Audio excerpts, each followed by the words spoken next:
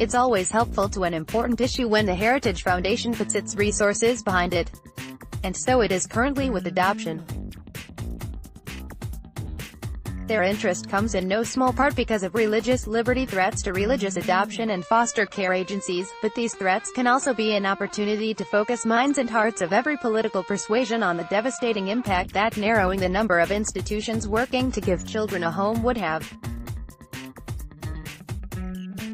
The Daily Signal, housed at Heritage, recently highlighted the beautiful story of a birth mother and the son she gave birth to, the couple that has given him a home, and the Christian adoption agency that helped make it all happen. All were grateful that they could bring prayer and their values to the table at such intimate moments. Emily Cow is director of the Richard and Helen DeVos Center for Religion. She talks a bit about Heritage's interest in adoption and foster care. Catherine Jean Lopez, why was recent news that Oklahoma and Kansas have passed laws protecting the conscience rights of adoption and foster care providers important? Emily Cow, the people of those states kept the interests of kids first.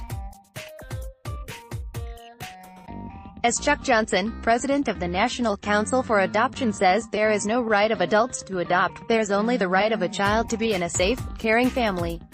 Too much of the discussion right now is about the rights of adults to adopt, which leads to a misplaced focus on debating ideology. Only if more Americans put the interests of kids first can we get past the politicization of an urgent issue and maximize the number of child welfare agencies to serve the growing number of kids in need of capable, loving, stable families. Lopez, why did Heritage start talking about adoption lately? Cow, there are more than 437,500 reasons why Heritage is talking about child welfare, because that's the number of kids that were in foster care as of 2016. With the opioid crisis being the #1 driver of children into foster care, and with no end in sight to that trend, there is an urgent need for more families and more child welfare agencies. States such as Florida, Indiana, and Montana have seen the number of children in foster care double because of parents' drug addictions and overdoses.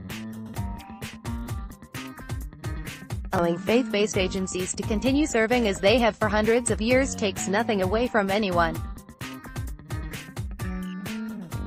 Not only do faith communities lead the efforts to care for orphans in this country, they have the best track records at placing kids with special needs, older kids, and sibling groups. They are also able to train foster families much better than the state, which has an 80% dropout rate in the first 2 years of families fostering. Each year approximately 20,000 children age out of the foster system, which means that states fail to reunite them with their families or place them in permanent homes. Their chances at success in life are not good. They are far less likely to finish high school or go to college.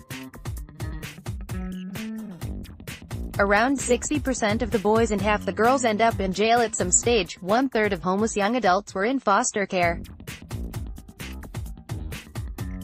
Lopez, what is the Child Welfare Provider Inclusion Act, and why is it so important?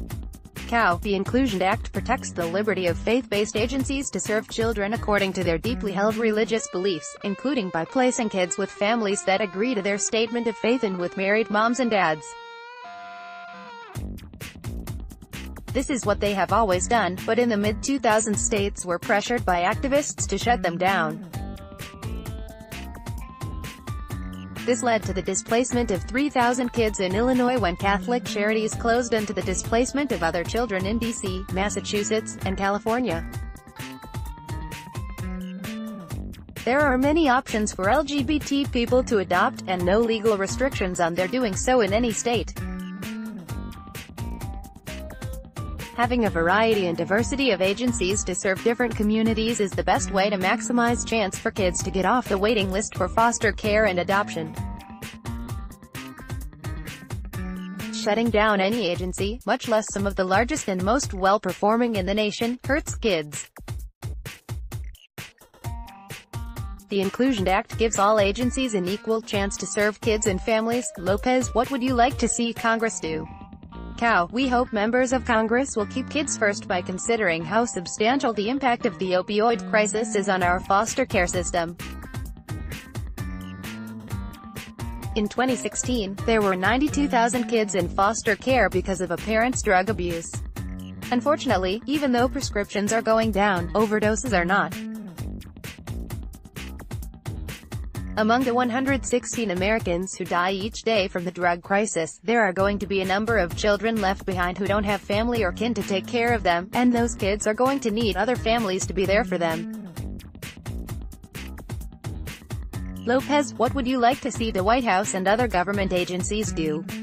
Cow, President Trump did a great thing by honoring Officer Ryan Holitz and his wife Rebecca at the State of the Union, with their baby daughter Hope, whom they adopted from a birth mom who was addicted to heroin. He said they embodied the goodness of our nation, and he could have been talking about the thousands and thousands of foster and adoptive parents in this country. They need all the support and help we can give them. After Philadelphia suspended the contracts of two faith-based agencies, Bethany and Catholic Charities, Sharon Fulton, who is caring for two young kids with special needs, filed a lawsuit against the city because they are blocking her from receiving the resources she needs from those agencies to do the heroic work of caring for those children. We hope the administration will continue to recognize the incredible work that faith-based agencies do and how much our country needs them to help the youngest victims of the drug crisis. Lopez, how can we get beyond left versus right clashes to help children? Do you see common ground on some of these issues? Cow, some people on the left realize that shutting down faith-based agencies does nothing to help LGBT people adopt, and that it hurts kids by limiting the participation of faith communities in adoption. But they aren't being heard as much as the louder voices who are politicizing the issue and making it about adults' rights. I think we should have more conversations between people on both sides about facts and what's really at stake.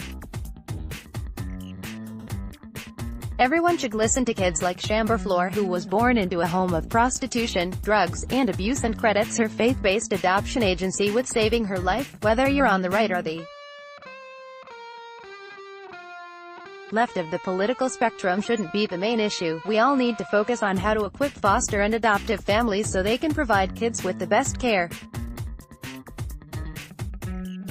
Lopez, what are some of the providers that you'd send people to if they asked you about foster care and adoption? Cow, Bethany, Buckner, and Catholic Charities have all been recognized for their outstanding work. Fortunately, in our country we have a wide diversity of providers who work with all types of kids and families.